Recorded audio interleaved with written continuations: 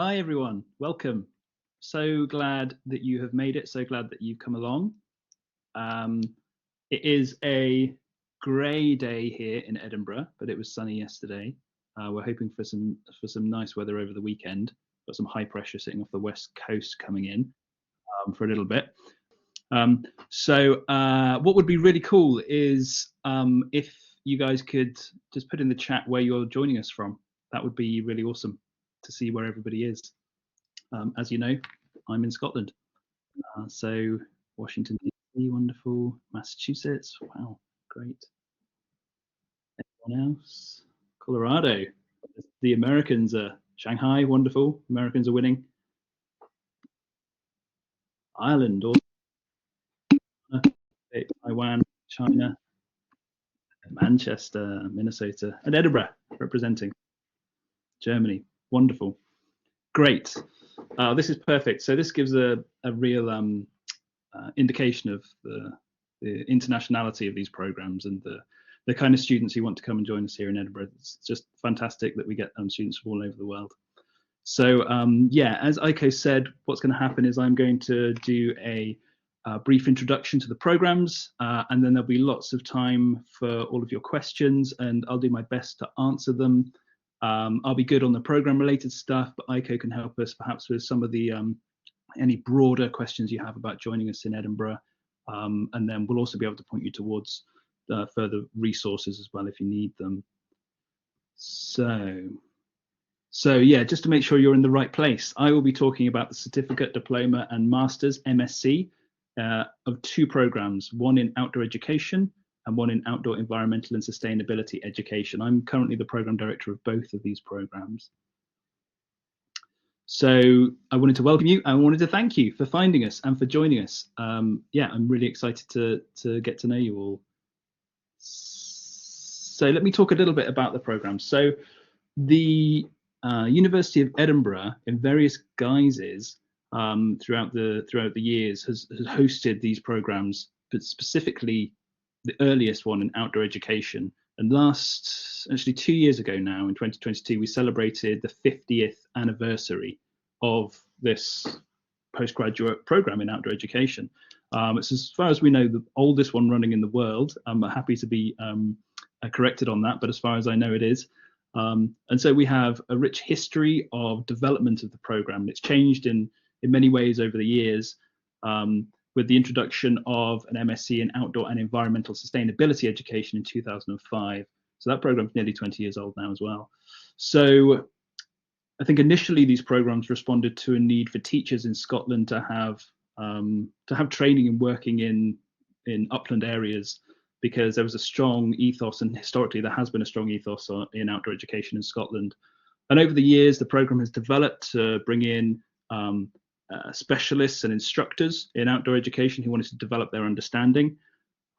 So again, with this focus on technical skills in the outdoors. But now, contemporarily speaking, we have a much broader approach and draw in a much broader range of students. And I'll talk a little bit about the type of students we attract towards the end. I've got a slide about students. But yeah, we have students who have interest in all areas of things related to the outdoors, whether that is spending time in nature, or whether that is early years stuff, or whether it is still going up mountains and down rivers. So that brings me to the programs. So for the certificate then, in either one of the programs, you'll see these core courses, and all the way through, think of these, the certificate, diploma and masters as building up. So for the entire masters, you'd complete these courses, you'd complete the certificate. For the entire masters, you'd also have to then complete the diploma. And once you've completed the diploma, the masters itself is actually the diploma plus the dissertation, plus a research project, an extended research project at the end. So I'll talk briefly about some of the courses that we've got then. So you'll see the core courses that run across both programs in red here. Interpreting the Landscape is the first course that you'll take when you join us in September. And that is an introduction to landscape, an introduction to specifically the Scottish landscape, but then some questions of how we think about landscape globally through the eyes of the Scottish landscape. And they're questions of both physical geography and cultural geography. So we ask questions of how do landscapes develop around us, and how do we help people interpret those? and how do ideas of landscape, how have they changed historically, and how might we best conceptualize landscape when working in education in the outdoors. The next core course, Outdoor Environmental Education Concept-Based Practice. This is a course which runs in a residential form, and actually quite a few of our courses, and I'll talk about the practical elements a bit later on, but quite a few of our courses run in this residential mode where we actually leave Edinburgh and go to a different place for a week. So interpreting the landscape, the first course that you'll do when you join us, that's based here at Moray House on campus, but concept-based practice, outdoor environmental education concept-based practice, is based in the Cairngorms at a residential centre. So we'll all journey up together. That course is run by Professor Robbie Nicol, who's an expert in environmental philosophy, and he will help us think about what the environment is and what the environment means to us, and particularly how our concepts of the environment inform our practice. So this strong link between thinking, the academic work, and what that means for what we do as educators. Then you see we differ across the two programs. So in outdoor education, we move to this focus on personal and social development, again, a 20 credit course. And that's because the outdoor education program, people often ask me about the main difference between the two programs. And I think the main difference is that the outdoor education program has a is slightly more focused on the social elements of outdoor education. They're questions of how we might understand the processes of what happens when we interact with students and any type of learner actually in the outdoors. And we can use various different lenses from social theory to help us understand what is happening, not just in educational encounters, but also in perhaps economic encounters in the outdoors. So we look at capitalism, we look at Marxism, we look at theories of interaction with each other. And I'll talk more about the next course in the next section because we move on to social theory from there. But I think with personal and social development, the main focus is this idea that there's a long-standing claim of traditional outdoor education to in some way enhance a person through the activity. That's why we go on expeditions. That's why we have residential strongly in the UK, but also thinking of American summer camps, for instance, a strong focus on developing values, developing character, developing self-esteem is a concept that's often brought up.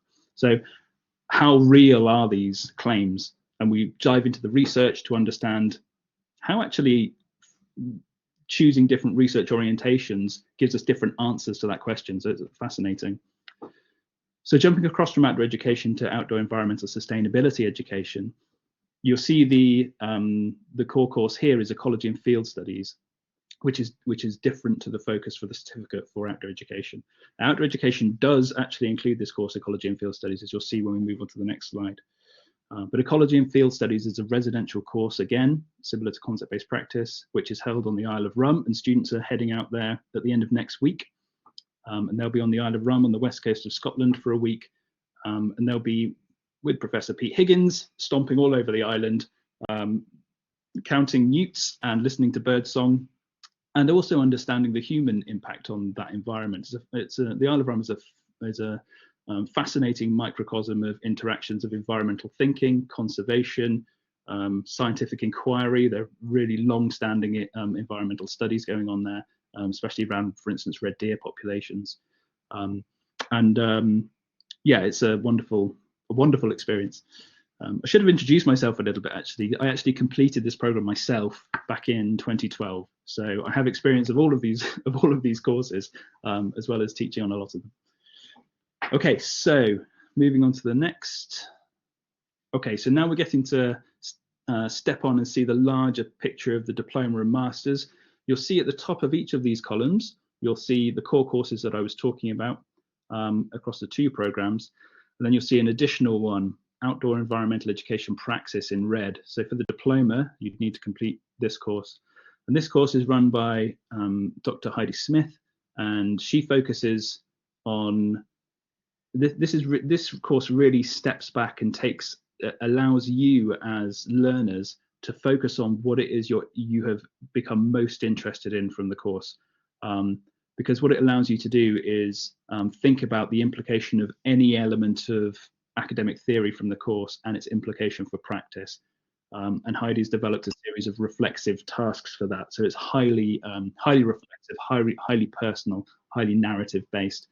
Again, with the focus of developing your personal understanding, because one of the things is we get students from lots of different backgrounds now, and I don't mean just cultural backgrounds. I mean from disciplinary backgrounds. We get educators, we get scientists, we get outdoor sports enthusiasts, a whole range. And so people come to the program on their own journeys, and they pick up the things that are most relevant to them, and then head off in the direction that they've been catalyzed along through the interests that they've learned from working with us and from going to the places we go to. So praxis is really this idea of combining theory and practice, and that course allows you to dive into that. So I'll leave the professional development program for a second. I'll come back to that in a second, but the professional development program is core for the diploma and masters across both programs. So looking at the outdoor education column, social theory is the next course. And I kind of mentioned this before, but in that course, we really look at some of the different social theoretical lenses that we can use to understand the social processes that occur in outdoor education. I've mentioned personal and social development already, and I've mentioned ecology and field studies already. So jumping over to outdoor environmental and sustainability education then, we'll roll down. I've mentioned all of these courses except for place-based education. And this is another one that's run by Professor Robbie Nicol, and he runs that here in the city. And here he introduces us to different ways of thinking about place, and particularly urban notions of place, and some theoretical work around there.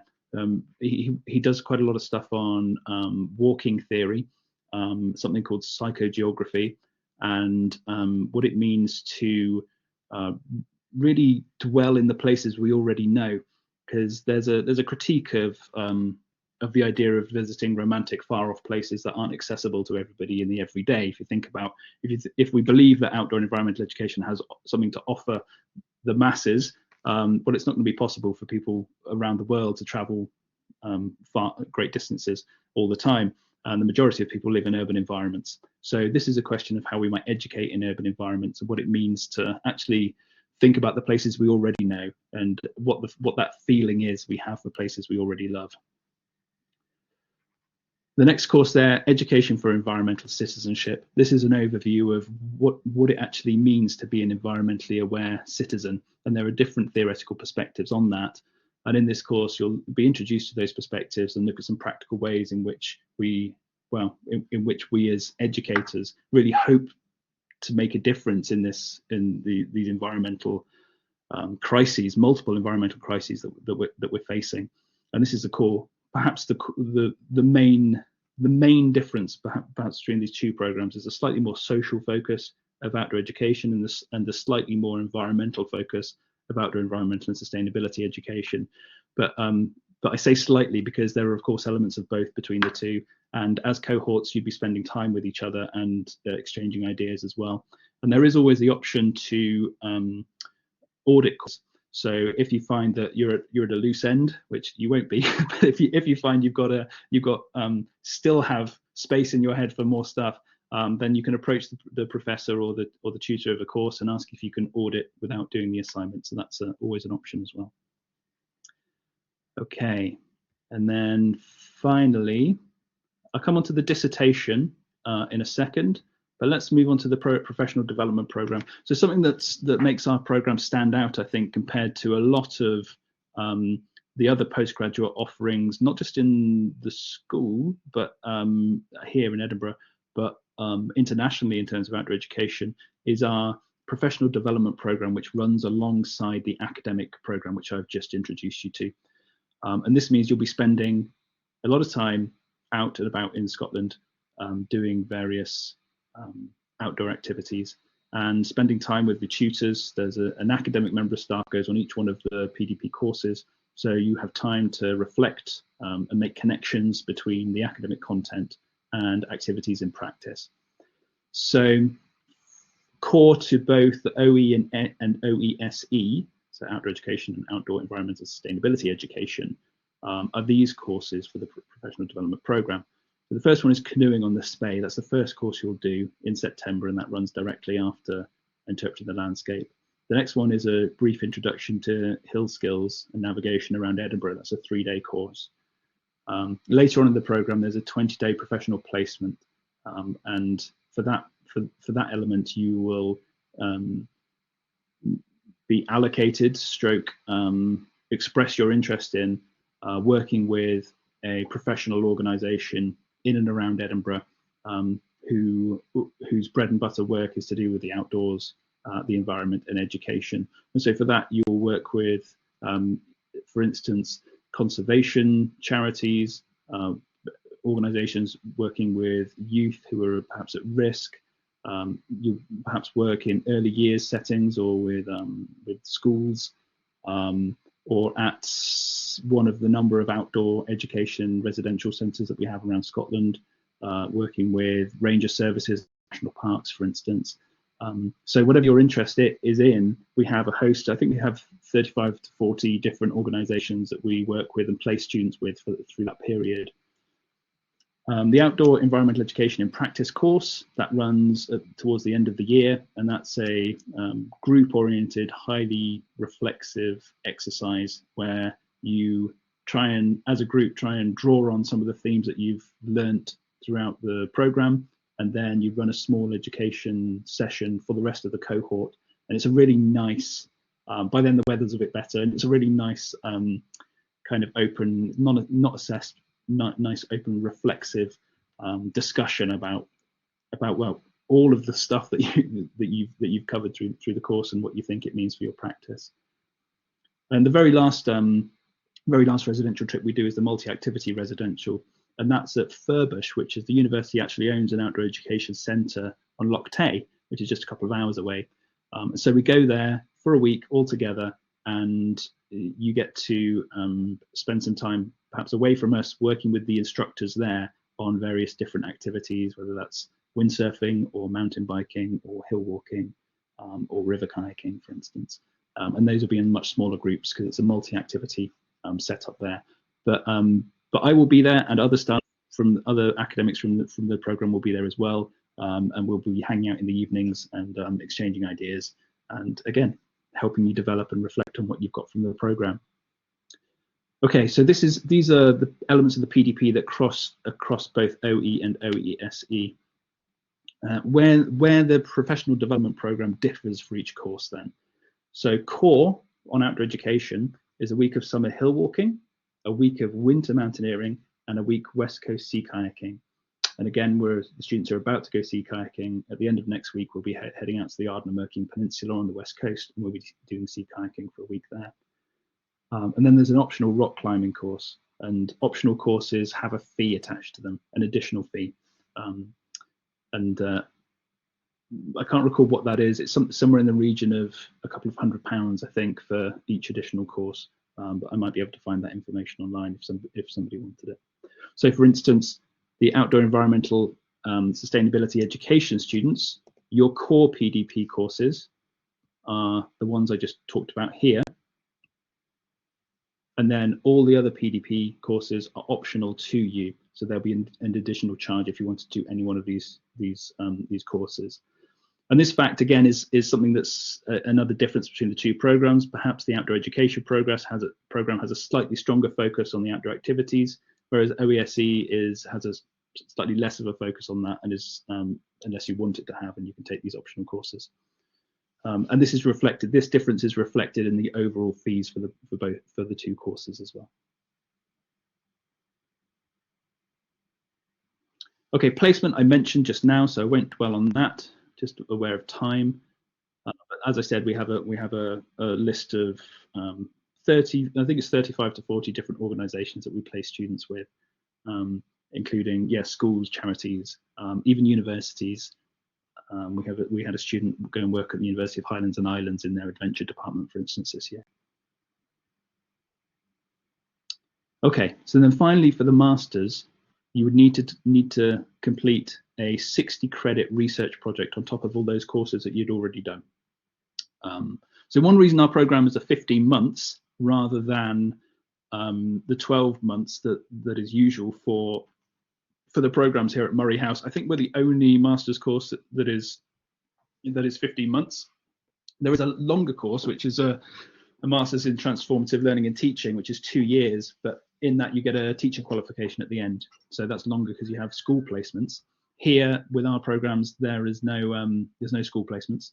So ours are 15 months, so we can squeeze in the academic content, the practical, the PDP content, and then the research content as well. So this research study, either a dissertation or an applied project.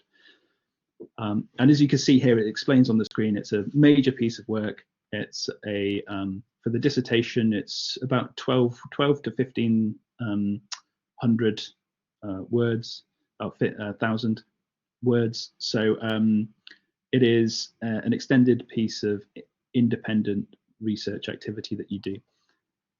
The difference between the dissertation and the applied project. The dissertation is a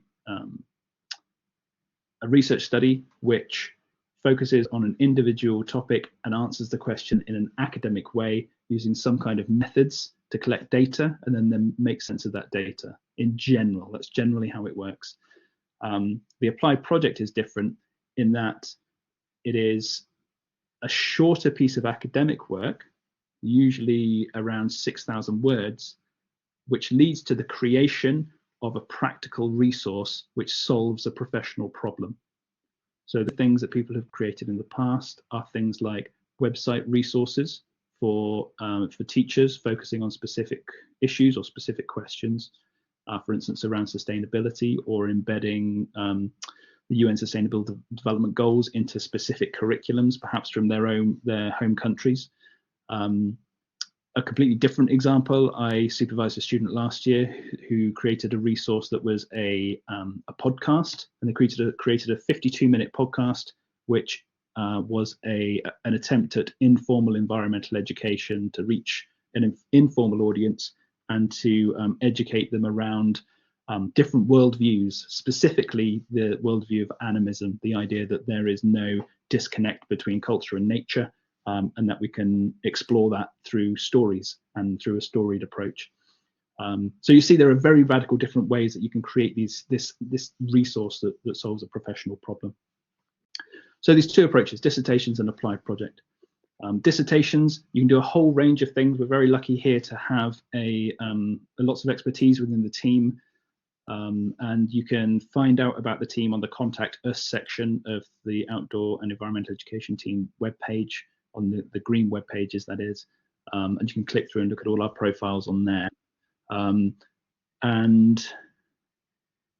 Oh, Clary's having a problem with audio. Sorry, Clary, hopefully I'll come back for you in a second. Yeah, you can look at our profiles on there, but we have a range of expertise. So we can supervise studies that are quite quantitative, if that's what you're used to. If you're used to more of a scientific design in your approach to research, and you're keen to pursue that, then we can supervise those projects. We can also supervise traditional qualitative projects where we're interested in the social processes or how we socialize our environmental processes. So the kind of dissertation where you'd be perhaps interviewing people or working with focus groups or something like that. But we also have a range of very different, radical, completely different approaches: artistic methods, creative methods, storied methods, personal narratives, highly reflexive, again, there's that word I like using, reflexive, personal accounts of development and how people have changed through studying one concept perhaps from the program. So I find the dissertation one of the most exciting things, and through the dissertation you'll be supervised by an individual member of staff through the whole process. The dissertation starts around June and is submitted around November, the end of November.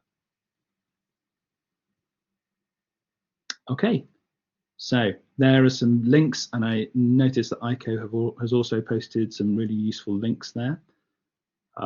So the last thing I wanted to do is to just talk about the type of students that we attract then. So as you've already noted, we get interest from all around the world, which is just wonderful. And I think one of the biggest learning journeys, well, the most important aspect of the educational journey of any student on this program is the fact that you're with each other together. And even if you're part-time, dipping in and out with different cohorts as you make your way through the program, it's just a really essential educational part of the program. You wouldn't, if it was just one of you who came and interacted with the professors here, you wouldn't have as rich an experience as you have because of the range of students that we get. So as I was saying, we get students who perhaps have just worked in, perhaps they don't have any education experience at all. They just have an enthusiasm and an interest. They might not have hiked up a hill before, but they have an enthusiasm and an interest. We have students who do have experience perhaps in early years or primary or secondary education. We get students who work in tertiary education, in higher education, who join us, who are starting to think about the fact that climate change, biodiversity loss, environmental problems are important to education, or who have an idea that being in the outdoors, spending time together, has some kind of important message or lesson to tell us about getting on with each other or about developing personally. We get students who geographers, geologists, foresters, conservationists, so they might come with a natural science background but have no expertise in education, so they come for the educational stuff.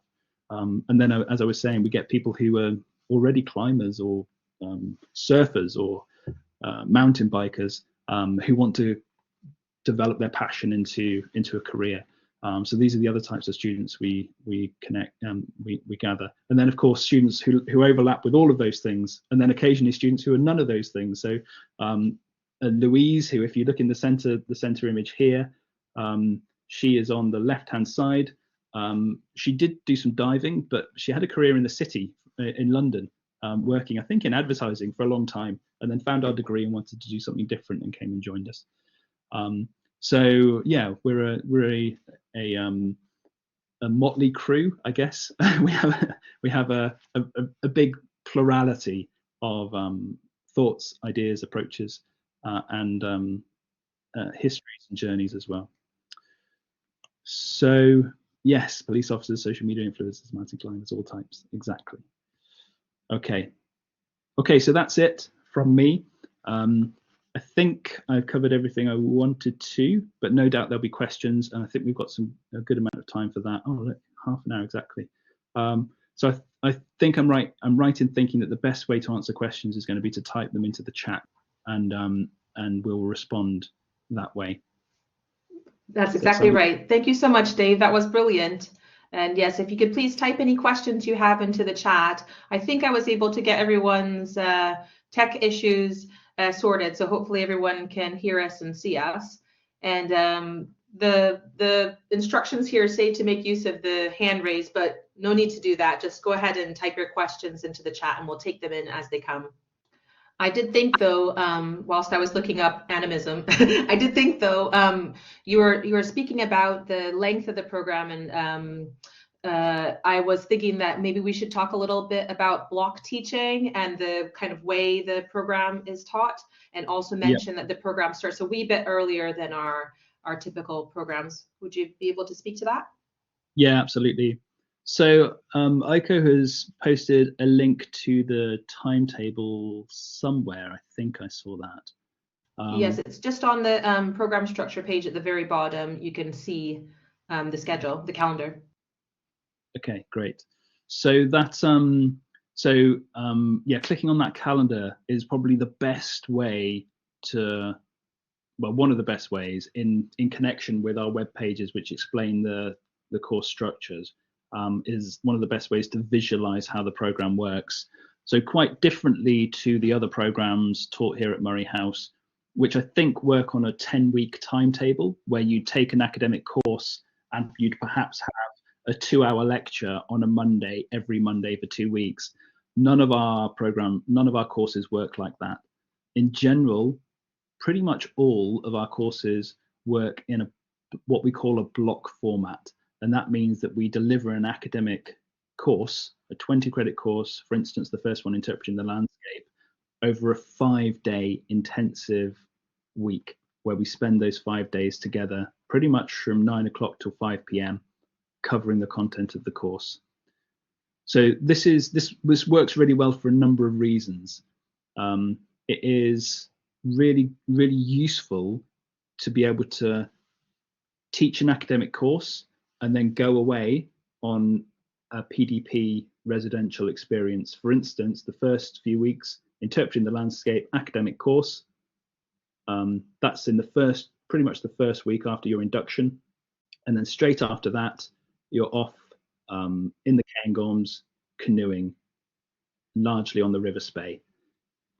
So it works really well to break up the academic content, give you time to reflect whilst you engage in practical activity, and then come back. And there's usually space in between, well, there is space in between academic courses for you then to think about and do further reading on the academic stuff that you've covered, and to work on your assignments as well.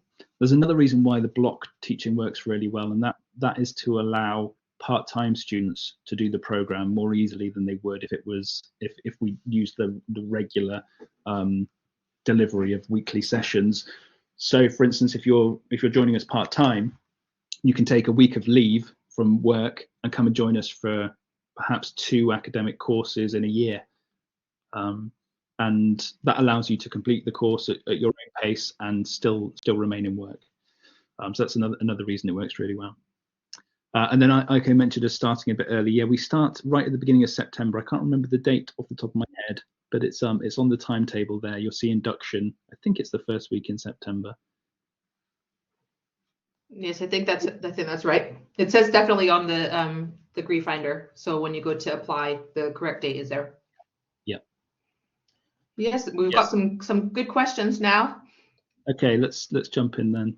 The first one I see is from Taylor, asking about participating in the optional. They're doing OESE and they're interested in participating in the optional courses. Is it possible to do all of these, or are they taught at the same time? Yeah, it's possible to do all of them. They're not taught at the same time. So I think I probably answered your question in what I said just now.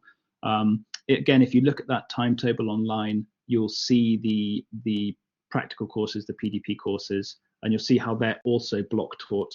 So, for instance, rock climbing happens at the end of May, and it's a 5-day intensive period, and the rock climbers go up to the Cairngorms and drive to various locations from there.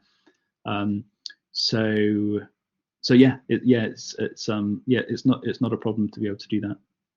Oh yeah, and Iko's put the direct link to the timetable. So yeah, do perhaps I open up that timetable and just have a gaze around that. You'll see it's color coded, and it's a bit confusing to start with OE and OESE. But just think you'll either be registered on the OE program, so completing a certificate, diploma, or master's in outdoor education, or you'll be registered on the OESE program. It is possible to switch, but that would have to happen very early on.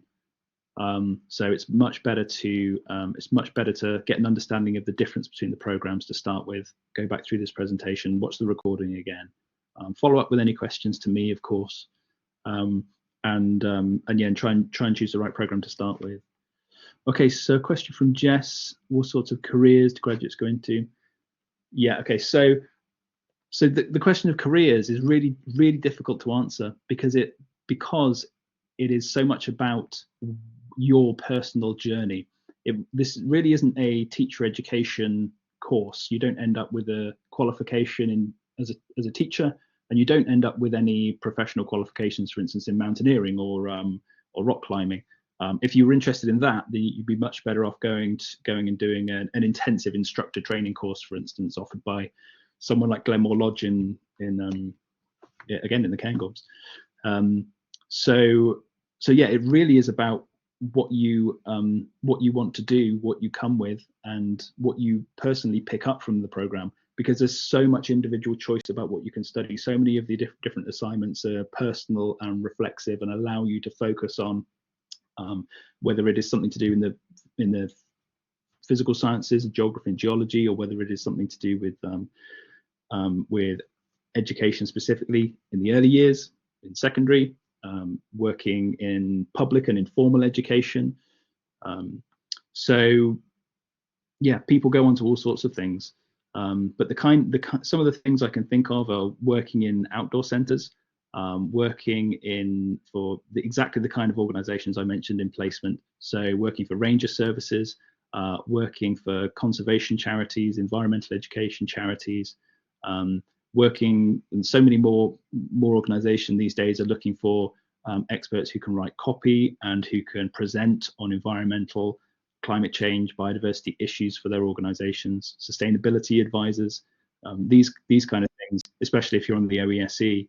For the OE, you're looking more at those kind of practical outdoor jobs like outdoor instruction, perhaps moving into the kind of work that I do, for instance. So I worked in further education, is what we call, I'm not really sure of the equivalent term in the US, but it's working with young people who have gone on to what in the UK we call a college, but that's not the same as a college in America, but doing more vocational kind of work. So they get a vocational qualification in outdoor education, and you work in a college teaching them to do that kind of stuff. Expeditionary work, with these kind of things, you do need to pick up some. If you were to remain in the UK, you need to pick up some outdoor qualifications as well, some what we call tickets. But this program gives you, I think, if this is the kind of world you love, being in the outdoors, working in recreation or tourism, then what this program does is give you a hugely deep dive into the history, the cultures and countercultures involved in outdoor education, recreation, and contemporary issues. So what are the cutting edge questions around things like inclusivity, intersectionality, climate justice? How do we bring these things into our practices? Because outdoor education, I think, in its has a tendency to rest on its laurels and think it's doing a good thing. And actually, there are really critical questions that research is asking, and people are doing research on. And this program gives you a deep dive into that. So if that's what you love, then this is the place for it. So I hope that answered your question, Jess. The next question I saw was from Ronak, which was asking if deferrals are possible. And I've just put a link in the chat to the PG admissions live chat. I think that deferrals are not available for these programs. Dave, you let me know if you think otherwise. But if anyone has any questions about their application or like eligibility requirements or anything like that, I'll just recommend you get in touch with our PG admissions team. They're really nice, and they have this live chat, which means you should be able to get your responses to short questions pretty quickly. And if there's any like longer, more complicated questions, they'll always just be able to email you back with the details on that. And I think if there aren't deferrals available, then essentially what would happen is you would just need to reapply, say next year, and your application would be judged against the cohort next year. Yeah, and if you're successful this year and you want to defer, and you reapply in exactly the way Aiko said, do mention again in your, because I do the applications, I read all the applications, so do mention again that I was successful last year and I'm reapplying. It's always good to get a reminder. I'll generally recognize your name, but it's good to get a reminder. So Bree, yeah, what does community look like? Yeah, great question. I think we are very different from a lot of the universities worked very hard particularly this last year on this idea of community, because I think it's been judged quite poorly by students over the years, the university in general, that is, not us specifically, for being a bit distant from its students. I have to say that is not a problem we have ever had on our programs because of the largely because of the residential nature of what we do, and the PDP, the fact we spend so much time, you guys will spend so much time together, and you'll spend so much time with the tutors as well. In those intensive weeks where you're doing the academic work, but then in those intensive weeks where you're canoeing or rock climbing or hill walking as well. So that spending time with each other means that you're likely, can't promise, but you're very, very likely to develop really strong bonds within your cohort. And I'm still, I count among my closest friends some of the people that were in my cohort back in 2012, and I'm still in regular contact with them. And again, the point I was making earlier about it being one of the strongest learning elements of trying to make sense of all of the stuff that you experience, the academic and practical stuff that you experience, and how you talk to each other about that. So yeah, you'll be on at the same time and you'll be off at the same time, which means you get to when you're not together with us on campus, you get to pick and choose from the cohort who you want to go and spend time with and go to the pub with and explore the beautiful city of Edinburgh, and indeed go away, for a weekend, or where you can for a longer period of time with friends that you've made from the cohort. So yeah, I think we do well on community.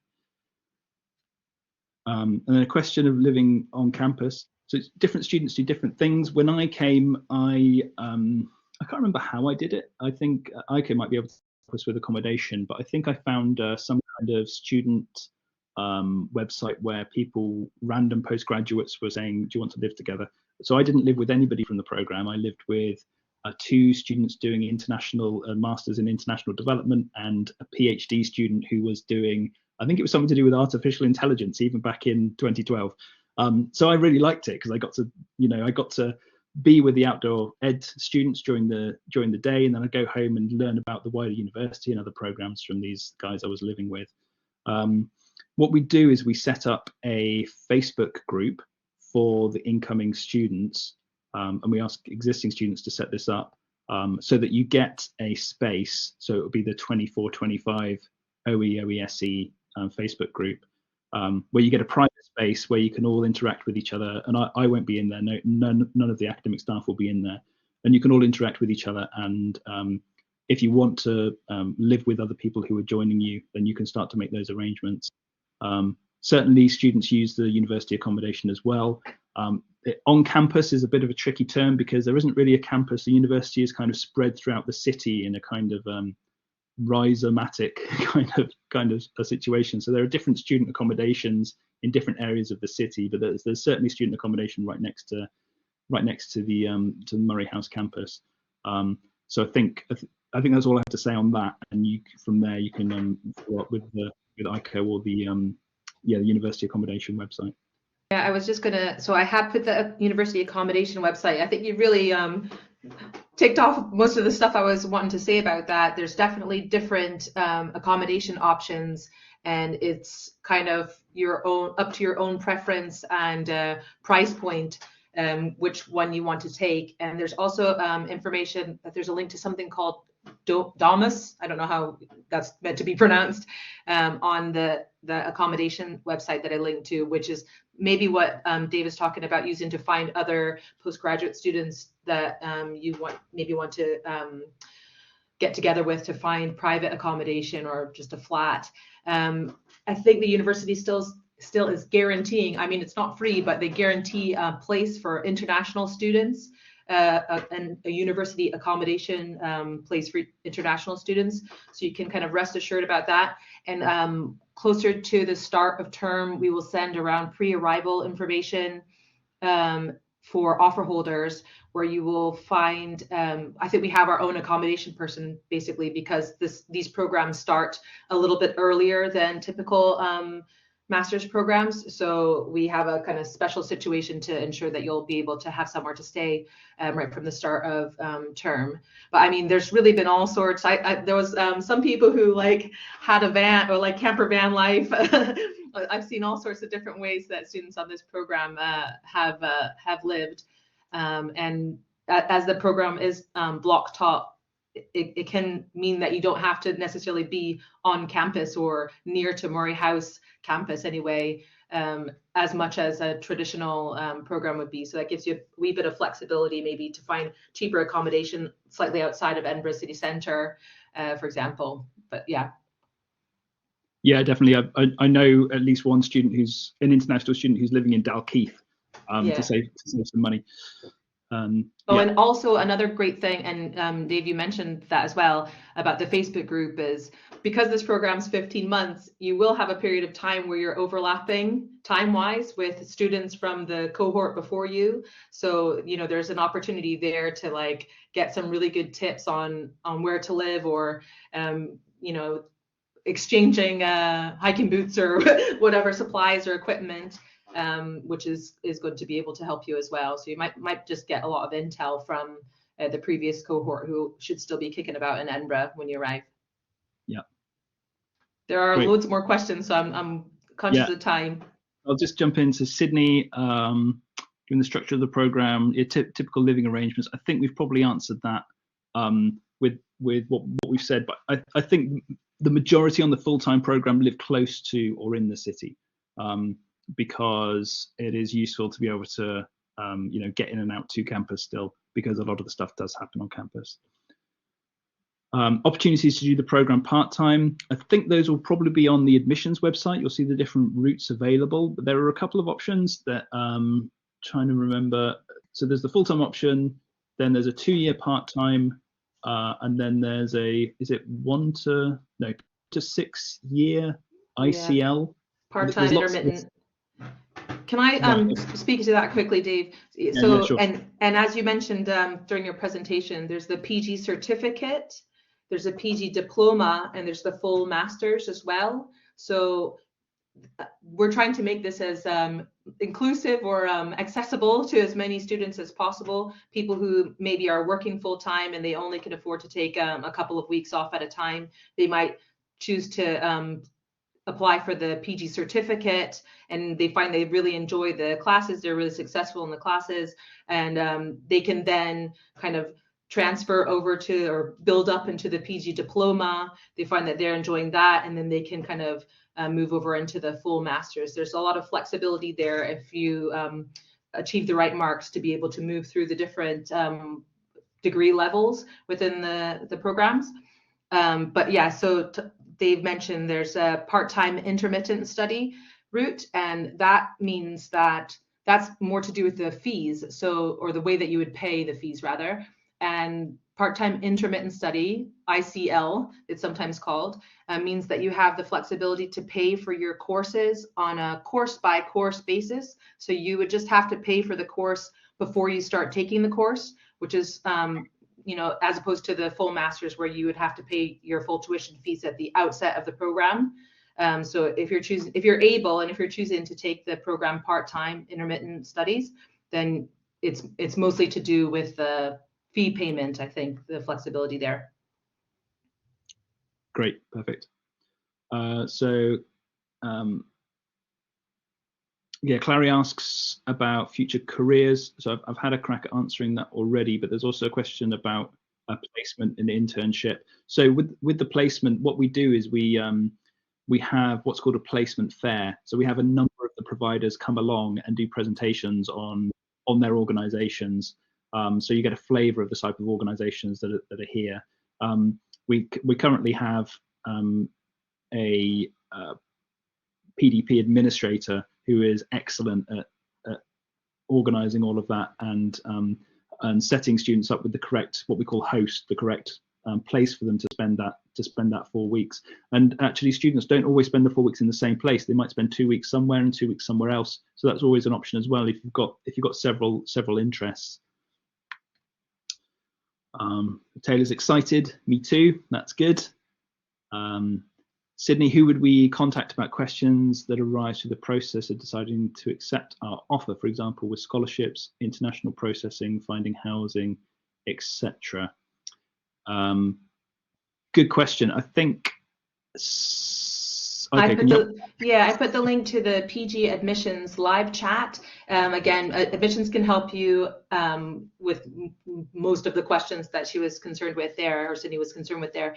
And if you have any just general questions, you're not quite sure where to point them, then that futurestudents@ed.ac.uk email address, which I listed as well, they're kind of like a triage, so they'll be able to point your question in the right direction of the team that can help you with that.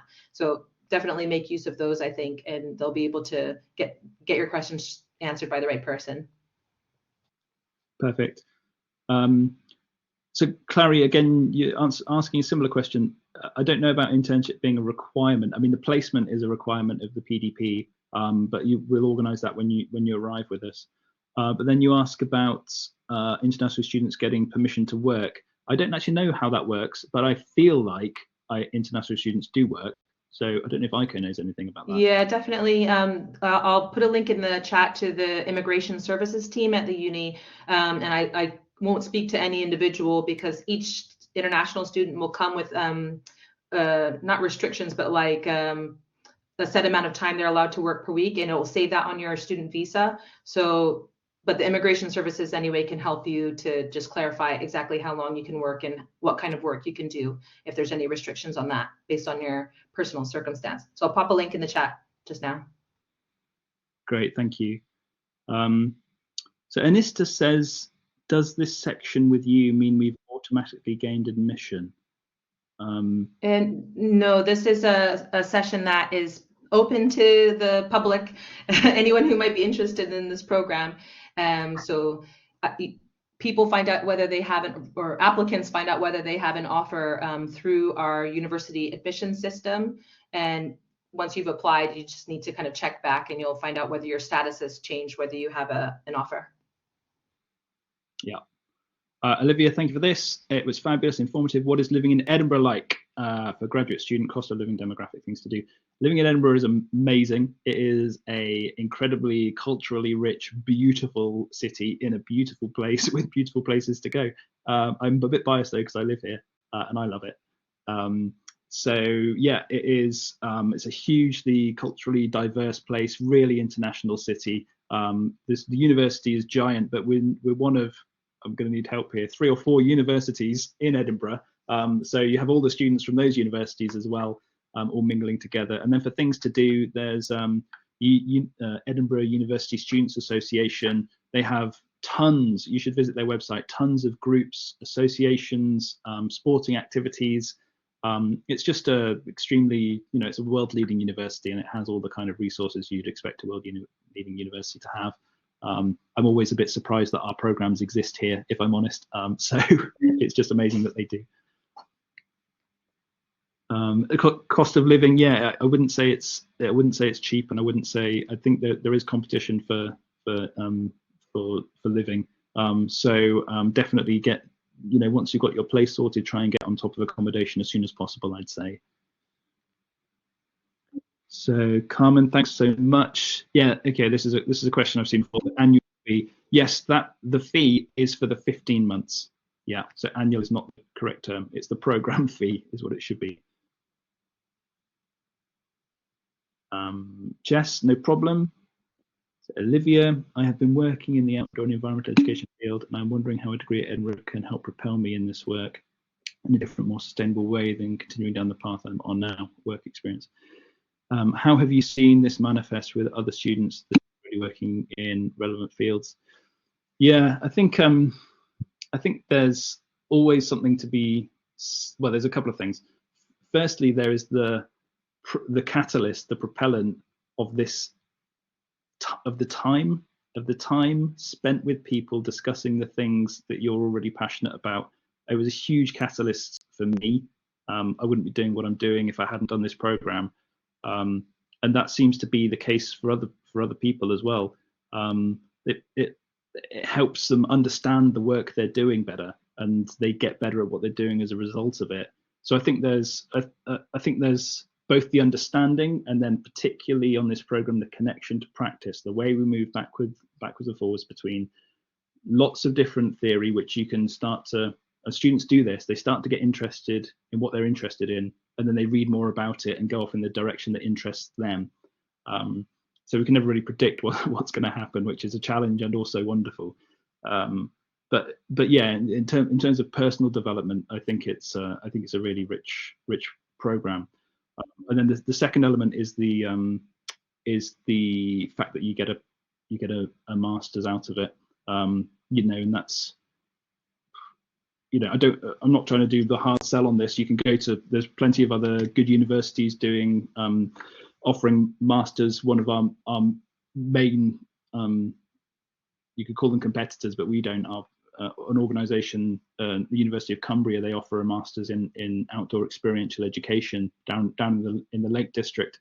And the main reason that people come and do these programs, well, one of them, the other one being what I just talked about, but the other one is that you get an MSc at the end, and in competitive you know, it's just one of the things in a competitive job market. Having those qualifications help.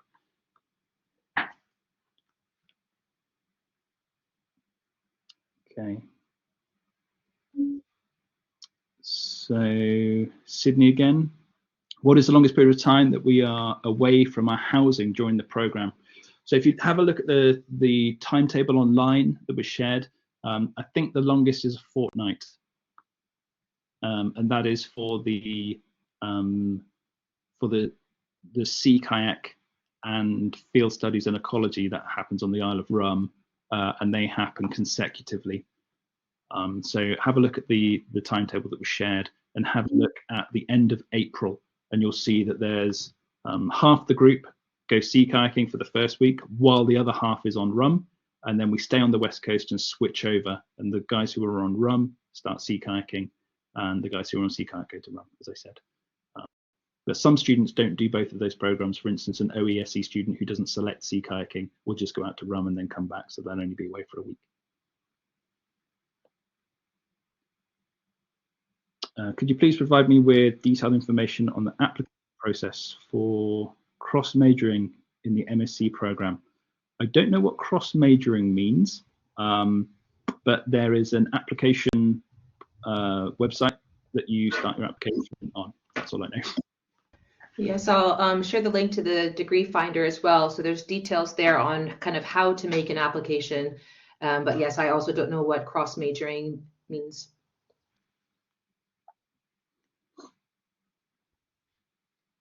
Okay, so what equipment should we prepare? Yeah, good. So the basic equipment you're going to need are some outdoor clothing. So clothing that is, I might go without saying, but some outdoor clothing. So what I mean by that is generally clothing that is going to be quick drying and warm when it's wet and cold. The UK has a temperate, wet climate, and it can be very cold here, and very wet because we have the Atlantic and the Gulf just bringing wet weather. So you'll need some clothing which is lightweight, warm, quick to dry, and we'll talk about clothing when you first arrive with us, but that's going to be the main thing. So stuff like lightweight walking trousers, thermal tops, and polyester tops like sports tops, which are kind of plasticky and dry quickly, fleece top, so some warm layer, some kind of warm jacket that's a synthetic jacket, so not a down jacket. It might be if you work in cold, dry environments, then a down jacket is useful, but in Scotland it can rain very quickly, so not down but something synthetic. And then with that, some waterproof layers. So we're looking at waterproof trousers, which are comfortable and ideally breathable, so not too plasticky, and some kind of waterproof jacket as well. And the jacket is all important, should have nice big pockets, and should have a hood with some kind of rim on it, which you can adjust and pull down over your face to protect yourself. And it should have ideally cuffs, which you can Velcro up, and all the seams inside should be taped up. So again, trying to get a jacket which has some kind of breathability to it. It's not too plasticky. I've mentioned we've got a itemized list that will be sent out to all of our offer holders in the pre-arrival mailing, which goes out usually end of July time. So you'll be able to keep an eye out for that. And again, remember, all of our previous cohort will still be here, and I'm sure we'll be happy to offload some of their equipment on the new class. So you'll be able to hopefully get some of those items at a discount, or for free, maybe. Dare to dream. Yeah. I'm just taking a look at the time, Dave. So we're now over time. I don't know if you want to kind of say any kind of final remarks or how you feel. No, I realised I was doing the equipment slowly. But yeah, the other key points are absolutely a bag, and you will need a sleeping bag and a mat as well. So those are things to think about. In general, that's going to be it. So I will sum up with thank you once again, everybody, for coming along. You can still reach me at david.clarke with an E at ed.ac.uk, not dave.clarke, because that will go to somebody in chemistry who is an expert in whiskey.